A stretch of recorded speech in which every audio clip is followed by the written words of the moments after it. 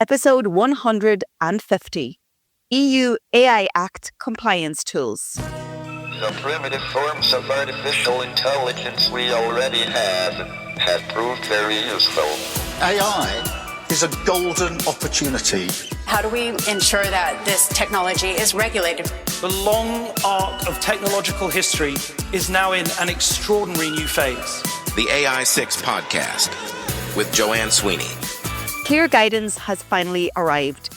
The European Commission has released a suite of tools to help organisations understand and meet their obligations under the EU AI Act. In this episode of The Long Listen on AI 6, I'm handing over my script and my research to two virtual AI voices from Notebook LM, and they will take you through my research and how we, as marketers, communications professionals, and leaders, can use them to our advantage.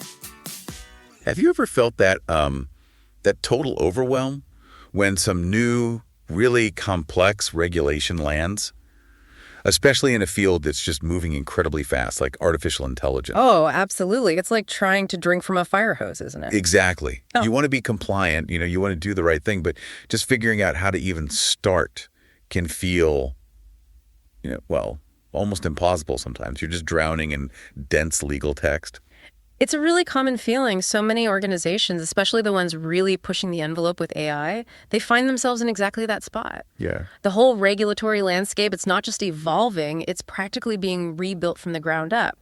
And keeping pace, well, it takes serious resources, specialized know-how, things that aren't always easily available to every company. Precisely. And that's exactly why we're doing this deep dive today. We're looking at something pretty groundbreaking, actually. Mm-hmm. The European Union's big move with the EU AI Act.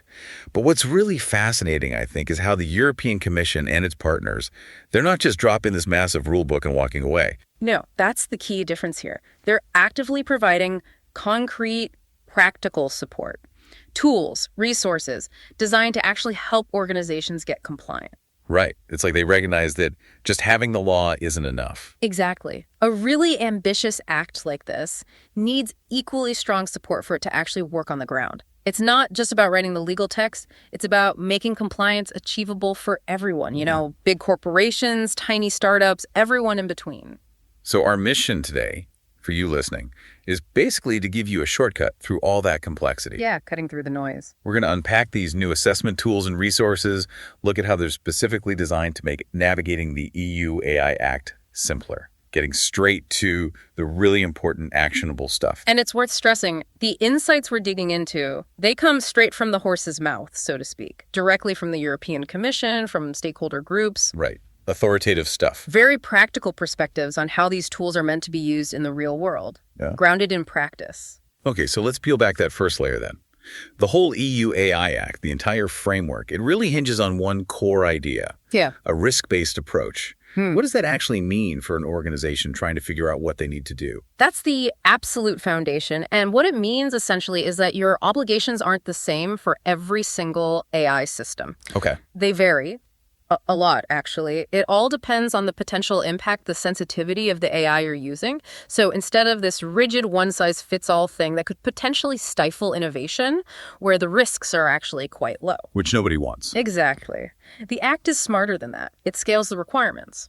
So think about an AI that just helps improve search results on a website. Okay. That's not going to face the same heavy-duty requirements as, say, an AI managing critical infrastructure or deciding if you get a loan. Makes sense. The whole why behind it is clear. Focus the big regulatory effort where the potential for real harm is greatest. Protect people, protect society, but don't create unnecessary hurdles for lower-risk stuff.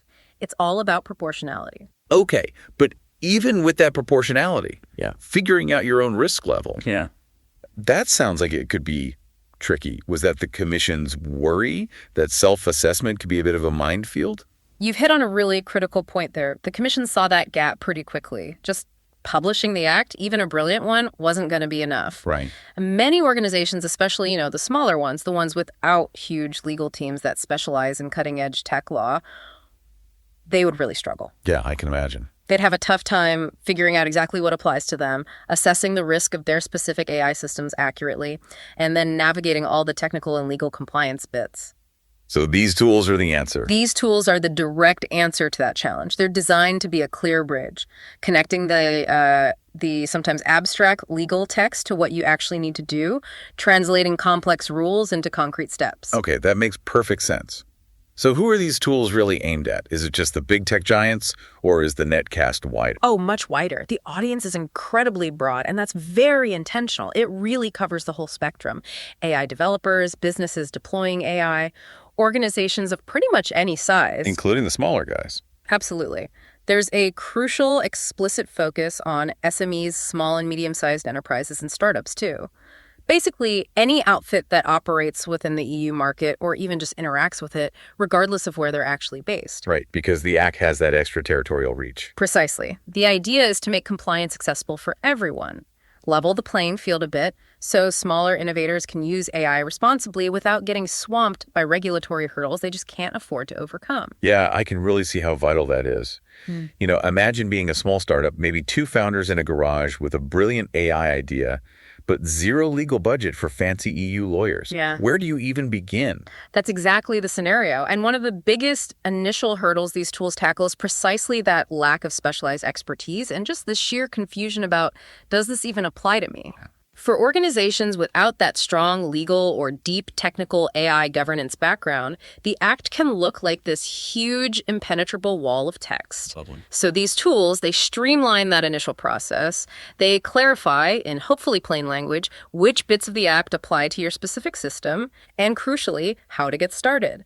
They cut through the jargon, translate it into actionable steps, guiding you past common mistakes right from the get-go, making that first step less scary, more efficient. Okay, so the tools help navigate this risk-based act, practically. But stepping back, what's the bigger picture? Is this just about ticking boxes to avoid fines, or is there a grander vision behind these templates and codes of practice? It's definitely way beyond just ticking boxes. If you look at the bigger picture, the broader vision here is really quite profound. It's about intentionally building a more responsible, trustworthy, human-centric AI ecosystem, not just within the EU, but potentially setting a global standard. These tools are a core part of that strategy, building real trust in AI, making sure its development and use consistently align with fundamental rights, ethics, societal well-being. So aiming high then. Setting a global benchmark for trustworthy AI. That seems to be the goal. It's about ensuring innovation and ethics aren't seen as opposing forces, but as things that have to go hand in hand. Yeah. Shaping AI's future for the better, essentially. That's a powerful ambition. So if the goal is fostering this responsible AI ecosystem, what are the sort of key pillars of support these tools actually provide? How do they help build that?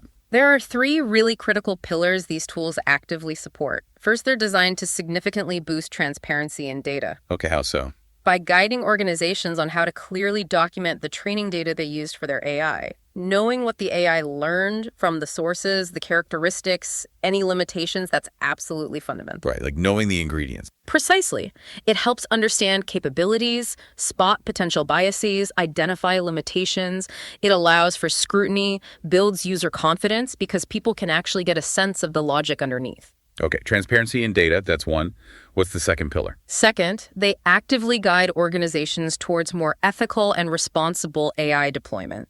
This goes way beyond just the strict letter of the law. How does that work practically? Well, they provide frameworks, best practices, even specific prompts that push developers and deployers to think critically about the societal impact. Moving beyond just, can we build this, to should we build this? And if so, how do you make sure it's beneficial and respects people's autonomy? It's about embedding ethical thinking right into the process. So building an ethical culture, not just following rules. Exactly. Making ethical foresight as important as technical skill. Ensuring AI serves humanity. And the third pillar? The third is ensuring consistent implementation of oversight and safety mechanisms.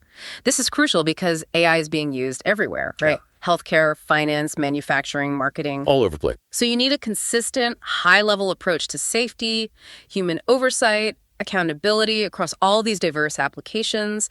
These tools provide standardized templates, clear guidelines, common methods. To avoid a patchwork system? Precisely.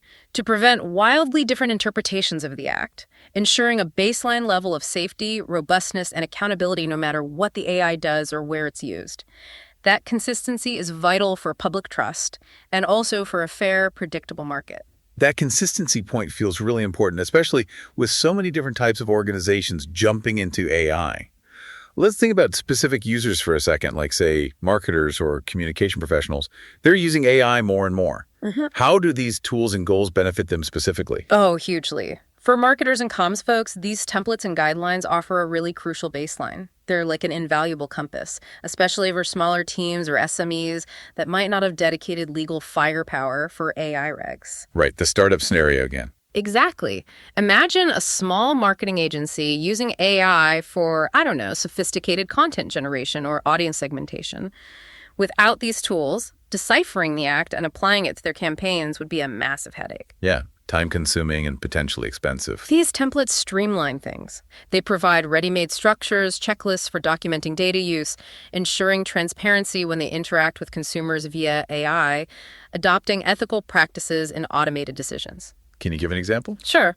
Let's say they're using AI to optimize ad placements.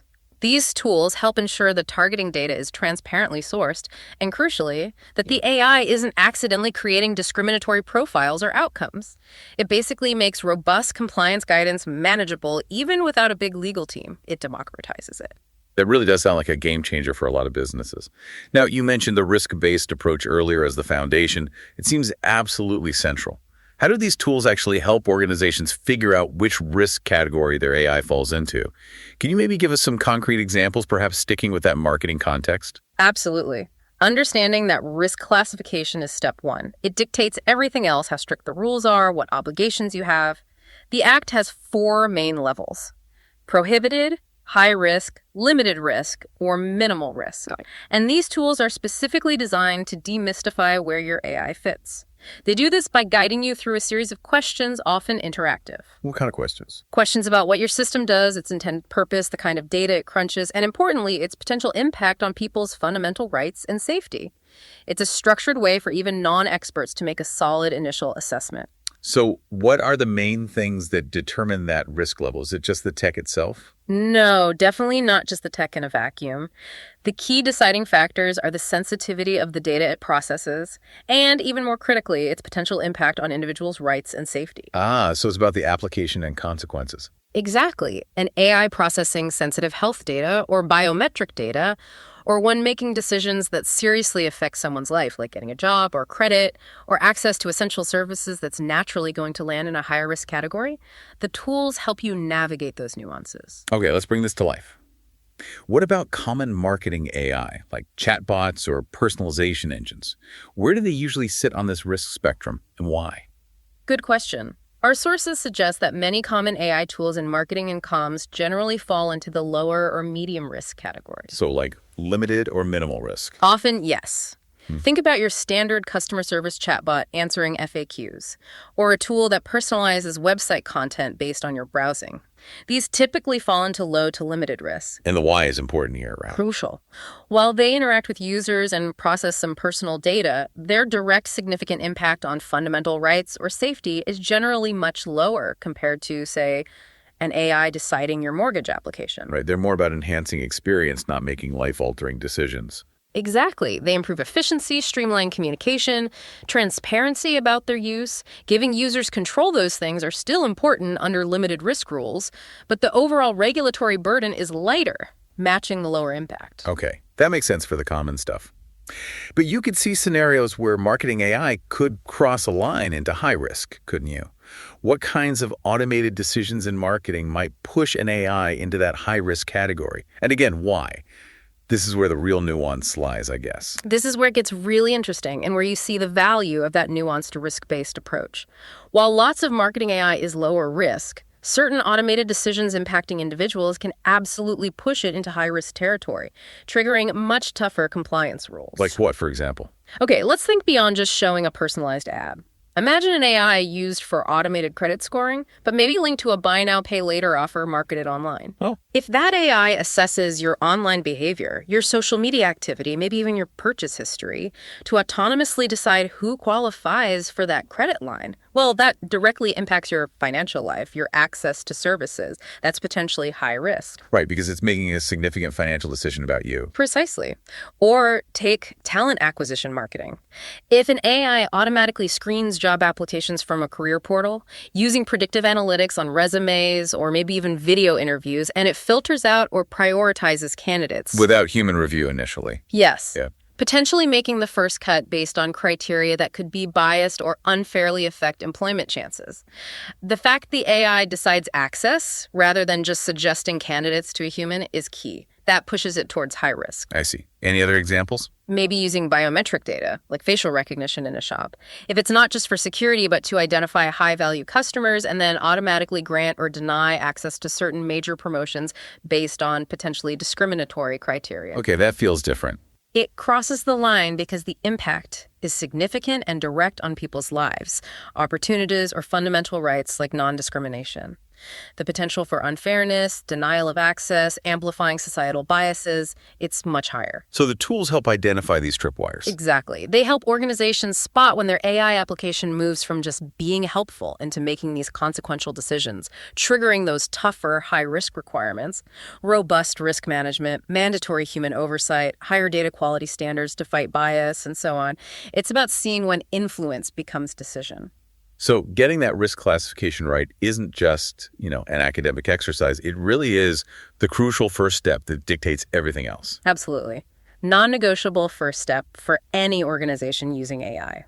It's the blueprint. It determines the rules you follow, the safeguards you need, the level of human oversight, the resources you allocate. Get it wrong, and you're in trouble. Get it wrong, and you either overcomply, wasting time and money, or much worse, you undercomply and face serious legal heat, damage to your reputation, and lose public trust. The tools are built to make that first step as clear and accurate as possible. Start right. Okay, that leads us perfectly into the practical steps towards compliance. Moving beyond just knowing your risk level. For people actually doing the work, marketers, communicators, any organization, what are the key actions they need to focus on? Right. Beyond just the category, there are 4 key focus areas for achieving and maintaining compliance. Each needs real attention. First, and maybe the one with the biggest impact on public perception, is clear and honest communication about AI usage. More than just a tiny disclaimer. Much more. It's not just saying that AI is used, but proactively sharing how it's used, what data it needs, what its purpose is. So, for example, if AI personalizes website content, be clear about the data points used, browsing history, past purchases, and why to improve relevance, not to manipulate. Transparency builds trust. When people understand how AI affects them, they're more likely to accept it, even embrace it. So avoiding jargon, being upfront. Exactly. Make it understandable. Talk about capabilities and limitations. Foster an environment where people feel informed and respected, not tracked or manipulated. This could be through clear privacy notices, simple explanations within an app, FAQs, maybe even public reports for high-impact systems. Yeah, I can totally see how that links directly to trust and brand image.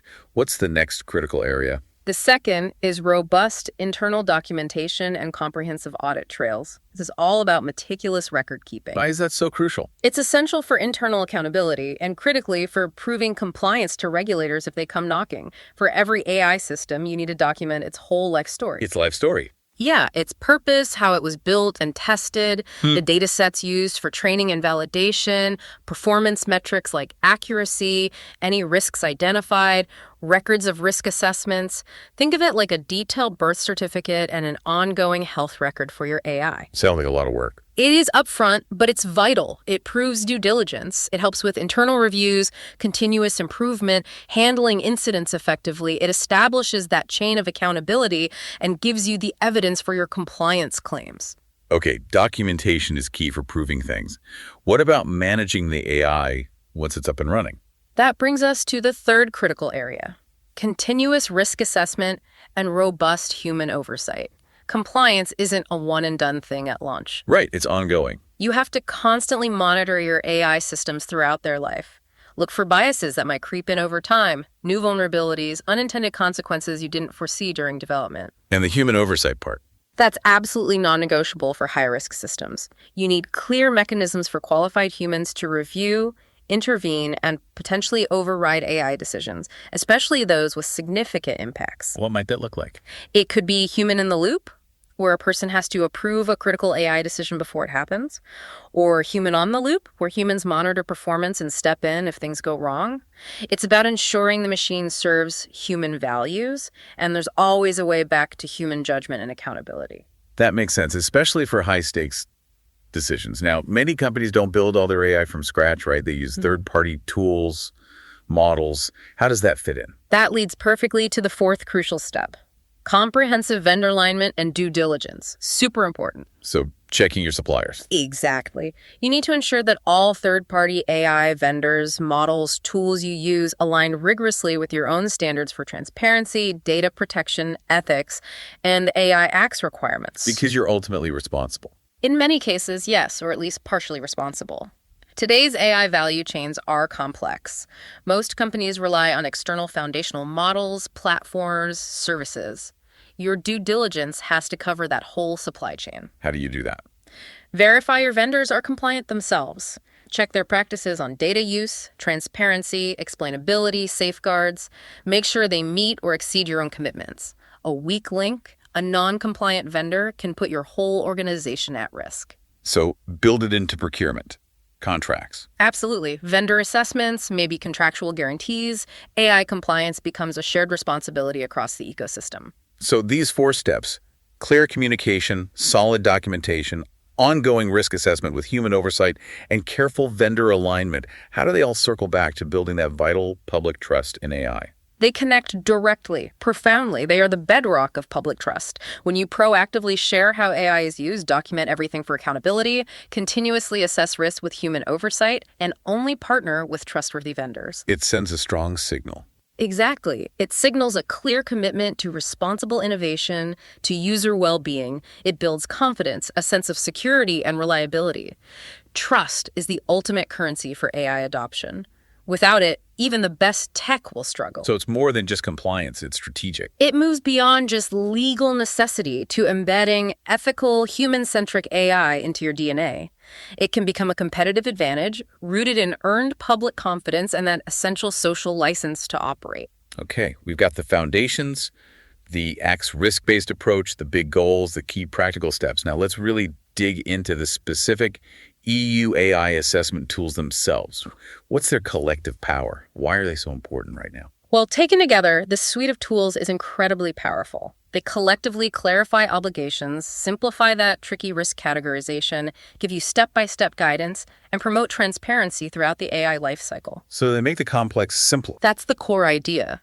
Their collective power is demystifying this daunting regulation, translating abstract legal stuff into actionable, manageable steps for organizations of all sizes, global giants down to local startups. And timing is key here. Absolutely crucial right now because the full application of the AI Act is coming up fast. These tools streamline compliance, reducing the administrative and financial burden that could otherwise really hit businesses hard. Preventing the Act from accidentally stifling innovation. Exactly. Without these tools, the Act's complexity could be a barrier.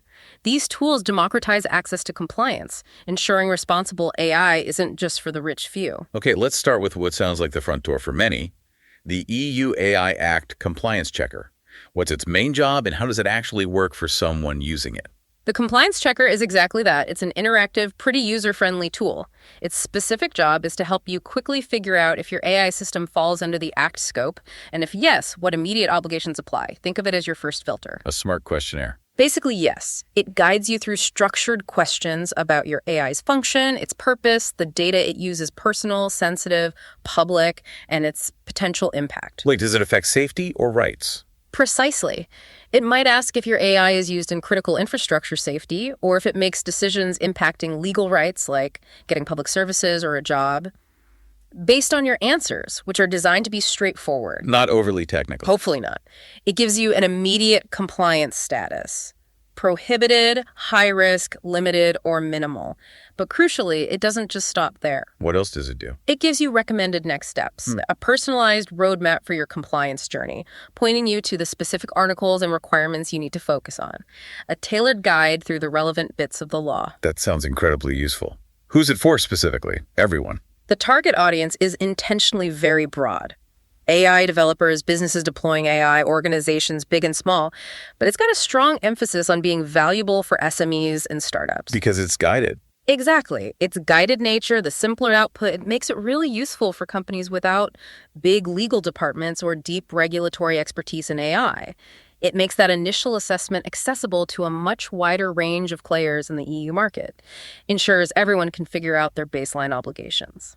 So what's the big picture takeaway on this checker tool, its main impact? It really acts as that vital first line of defense, or a pre-screening check, to giving immediate clarity on whether the act applies and at what level. It saves organizations a huge amount of time, resources, and potential mistakes. So you don't waste time reading the whole act if you don't need to. Exactly. Instead of waiting through hundreds of pages to see if it even applies to your simple chatbot, you get a quick, reliable answer and clear direction in minutes. You avoid costly deep dives into legislation for systems that might just be minimal risk with light obligations. Focus your efforts where they're actually needed. Precisely. It reduces that initial administrative and mental burden, letting organizations confidently figure out where they stand without immediately needing expensive legal advice. Okay, moving on. Next up is the General Purpose AI, or GPAI, Code of Practice. This sounds different. You mentioned it's voluntary. What's the story there? Yes, the GPAI Code of Practice is distinct. It's explicitly a voluntary compliance tool, unlike some of the mandatory checks. But voluntary doesn't mean unimportant. Not at all. Its voluntary status doesn't lessen its significance. It was developed by a serious group, independent experts, leading industry players, civil society, and then, critically, it was formally endorsed by the European Commission. Oh, that endorsement matters. It signifies that this code represents a strong consensus on state-of-the-art best practices for responsible GPAI development and deployment, especially for those big foundational models. It shows collaboration between regulators, tech experts, and industry. It's like guided, validated self-regulation. So even though it's voluntary, it carries weight. What kind of guidance does it actually offer? What are its key features? It offers really practical, detailed guidance specific to general-purpose AI. It covers crucial areas like transparency, especially around the training data, capabilities, and limitations of these powerful models. For example, it outlines how to produce technical documentation and usage instructions. What else? It tackles tricky issues like copyright, offering ways to respect intellectual property, maybe through content filtering or opt-outs for training data. It also provides solid guidance on safety and security, addressing potential vulnerabilities, misuse risks, mitigation strategies. Does it provide templates too? Yes, it includes practical templates and checklists, which are super helpful for organizations to systematically check their practices against AI Act obligations. It's really designed to encourage and showcase state-of-the-art practices, pushing the industry standard higher, even ahead of full mandates on all GPAI aspects. And who is this GPI code primarily aimed at? It's especially critical for providers of general-purpose AI models themselves. Think of the companies developing the big large language models, image generation models, those foundational AI systems that get adapted for tons of different uses downstream. So the builders of the core models. Exactly. It gives them a framework to ensure these building blocks are developed responsibly. And importantly, it has special, tougher provisions for GPAI models that carry systemic risks. Systemic risks, what does that mean? These are GPAI models deemed so powerful, so widely used, or so impactful that their failure, bias, or misuse could have major, widespread negative effects on society. The code provides a framework for developing and deploying these ultra-powerful models with extreme care, anticipating future rules. So what's the analysis here? Why have a voluntary code alongside a mandatory act? Well, the soft power of this voluntary code is fascinating. It's not a legal hammer, but it's a beacon of best practice endorsed by the Commission. This creates strong reputational and market incentives for companies to adopt it. So it encourages good behavior without direct penalties. Right. It pushes the market towards higher standards through leadership desire, competitive edge, public trust. It's like a preemptive move to set a high global bar for responsible AI. Companies adopting this code signal they're serious about responsibility, positioning themselves as leaders. Compliance becomes a competitive advantage, not just a cost. That's a clever approach, turning compliance into strategy. Now let's talk about the data itself, the foundation of any AI. There's a specific template for training data transparency. What's its core purpose? The core requirement is pretty straightforward, but has big implications. It requires providers to publicly summarize the content and sources of the data used to train their AI models. Not revealing everything, but an overview. Exactly. It's not about giving away trade secrets or every single data point. It's about providing a clear, standard overview of what kind of data was used, text, images, where it came from, public data sets, web scraping, licensed data, and maybe the scale. It's about pulling back the curtain on the inputs that shape the AI's behavior and biases, foundational for accountability. And what are the main benefits of demanding this? Sounds like it goes deeper than just general transparency. Oh, it absolutely does. Two major benefits. First, real transparency. It helps everyone, users, developers, regulators, understand what the AI learned from. This builds trust, allows assessment of potential bias, limitations, ethical issues with data sources. If you know an AI was trained mainly on data from one group, you can better judge its performance on others. Empowers informed decisions. Right. And second, equally important, it supports data subject rights under laws like GDPR. By clarifying data origins, it helps individuals understand if their personal data might have been used, strengthening their rights to information, access, or erasure. It connects the dots between huge data sets and individual privacy, makes accountability tangible. Who needs to use this specific template? Where is it most critical? It's crucial for both GPAI providers and providers of high-risk AI systems. For GPAI providers, given the massive, diverse data sets often used, this transparency is vital for understanding their broad capabilities and impacts. And for high risk? For high-risk systems, medical diagnosis AI, employment screening AI, where the stakes are higher, understanding the training data is absolutely essential for checking fairness, accuracy, robustness, potential discrimination. It's a cornerstone for proving accountability. So this template isn't just a guideline, it's a concrete tool. Exactly. It moves beyond vague calls for transparency to standardized disclosure. It's an auditable format. That standardization is key. It allows meaningful comparisons between models, helps assess fitness for purpose, and ultimately builds much greater trust. It makes data transparency a measurable requirement. Very practical. Now, we talked about smaller players. There's the tool specifically for them, the SME Assessment Tool for AI requirements. How is this tailored support different? This tool is a brilliant example of user-focused support, developed with the European Digital SME Alliance and others because the Commission knew SMEs and startups face unique hurdles. Like lack of resources. Exactly. Limited legal teams, less cash for compliance efforts. Collaborating directly with SME groups ensured the tool is actually fit for purpose, addressing their specific pain points, not just a scaled-down corporate tool. So how does it work for an SME? What does it do? It's a structured tool, guided questions, designed to help smaller companies categorize their AI's risk level. Similar to the general checker, but the interface, language, guidance, it's all tuned for SME operations capabilities resources. Walks them through it step by step. Meticulously. Makes a potentially scary legal assessment much more manageable. And the output is really valuable. A comprehensive report. What's in the report? It confirms the risk level, but crucially gives tailored resources and actionable advice for improvement and next steps. Complex compliance info becomes digestible, practical tasks they can actually do. It might point to specific templates, training, simplified guidelines relevant to them. That sounds like it directly tackles those resource and knowledge gaps SMEs often have. What's the bigger implication of a tool like this? It's hugely significant. It directly addresses SME challenges, resource limits, lack of specialized lawyers, the sheer complexity of the act. By providing a guided path and tailored advice, it democratizes access to compliance help. Levels the playing field. Exactly. It ensures innovation bubbling up from smaller players isn't choked by regulations they can't navigate. SMEs are vital for innovation, job creation. Their ability to comply responsibly is key for the whole EU AI ecosystem's health and dynamism. It signals compliance is for everyone, not just the big guys. Okay, we've covered some very specific tools, but there are also broader self-assessment tools, described as online questionnaires. What are these about? These self-assessment tools are generally designed for maximum accessibility. Online questionnaires built for any organization involved in developing, deploying, or even just buying AI systems. Size, sector, expertise level don't matter as much. So an easy entry point for anyone. That's the idea. The first port of call for a quick self-check on your basic compliance position under the AI Act. Their main job is simplifying that crucial initial risk classification. They guide users through simplified questions to classify their AI into one of the 4 levels: prohibited, high risk, limited, or minimal risk.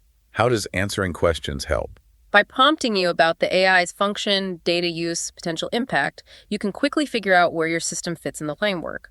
Based on that risk profile, the tools then give custom recommendations. Tailored advice again? Yes, outlining the specific requirements, safeguards, documentation relevant to that risk category, so you don't have to search the whole act for the parts that apply to you. Saves time, reduces confusion. How do these specifically help organizations that maybe don't have strong legal or tech teams, the ones feeling most overwhelmed? They dramatically simplify that initial compliance step. They act as a vital on-ramp. For those non-specialist organizations, the act itself can seem incredibly dense. These questionnaires translate the complex legal stuff into easier questions. Makes the first step manageable. Exactly. They guide you through classifying your AI's risk and understanding your basic obligations. It makes it clear, actionable, empowering even the smallest outfits to start their compliance journey confidently without needing deep prior knowledge. It clears the starting line for everyone. It's clear the EU is building a whole support system here, and it sounds like it's designed to evolve. Are there other guidance mechanisms or ways these resources get updated as AI keeps changing so fast? Yes, absolutely. It's not static. It's meant to be a dynamic ecosystem. One key example is the specific guidelines on general-purpose AI GPAI obligations. What those do? They're super important because they clarify who is responsible for what in those complex AI value chains. Is it the foundational model developer, the company deploying the system, the downstream integrator? Sorting out responsibility. Exactly. Especially crucial with GPAI where multiple players are involved. These guidelines help delineate responsibilities clearly so there are no gaps in accountability from the core model right through to its final use. And you mentioned updates and feedback. Critically, yes. These tools aren't set in stone. The Commission releases updates to guidance, templates, the interactive tools. And key point, they actively encourage feedback from everyone. Everyone. AI developers, researchers, users, SMEs, legal experts, everyone. This feedback loop is vital to keep the tools relevant, effective, practical, adapting to new tech, new use cases, market needs. So it's a living framework. It has to be. It shows AI regulation as an ongoing dialogue, not a one-off law. It shows the EU's commitment to being agile and responsive in this incredibly fast-moving field. The commitment to continuous improvement really is key, isn't it? Signals that regulators get that AI is a moving target and the guidance has to keep pace. It really does, and it's quite forward-thinking. This commitment to updates, soliciting feedback, it underlines how dynamic AI tech and regulation are. It ensures the tools stay sharp, practical, responsive. Keeps the act effective long-term. Essential for its long-term effectiveness. It shows adaptability, willingness to learn from real-world experience, collaboration with industry and society.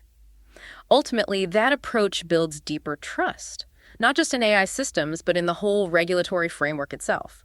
Keeps it robust, relevant, respected as AI continues to evolve. Wow, what an incredibly detailed deep dive we've had today. We've really unpacked how the EU is trying to make its landmark AI Act, well, workable and understandable for everyone. Indeed. We've seen how all these different tools really work together synergistically, clarifying obligations, demystifying risk levels, providing that crucial step-by-step guidance. Right. Their collective goal seems to be streamlining compliance and really pushing for transparency across the board, from AI development right through to deployment. Absolutely. It's about making responsible AI the norm. And for you listening to this, what it means is that these resources offer a genuine shortcut, a way to get informed and, crucially, feel more confident about compliance, instead of being swamped by legal jargon. Or paralyzed by complexity. Exactly. You hopefully now have a much clearer, actionable picture of the practical help the EU is providing to navigate the AI Act more easily and strategically. This deep dive has really aimed to arm you with that essential knowledge about these tools. It really is about turning the challenge of regulation into an opportunity to innovate responsibly. So, thinking ahead, given this incredibly fast pace of AI development and the fact that these tools themselves are designed to be constantly updated, what does this ongoing conversation between regulators, developers, users tell us about the future of global AI governance? That's a great question to ponder. And maybe more importantly, how might your understanding of these practical tools contribute to shaping that future? Perhaps by using them, engaging with them, maybe even providing your own feedback. We really encourage you to explore the official EU resources. Because understanding these tools, it isn't just about ticking compliance boxes, it's about being an active, informed part of building an AI future that is genuinely responsible, trustworthy, and ultimately human-centric for everyone.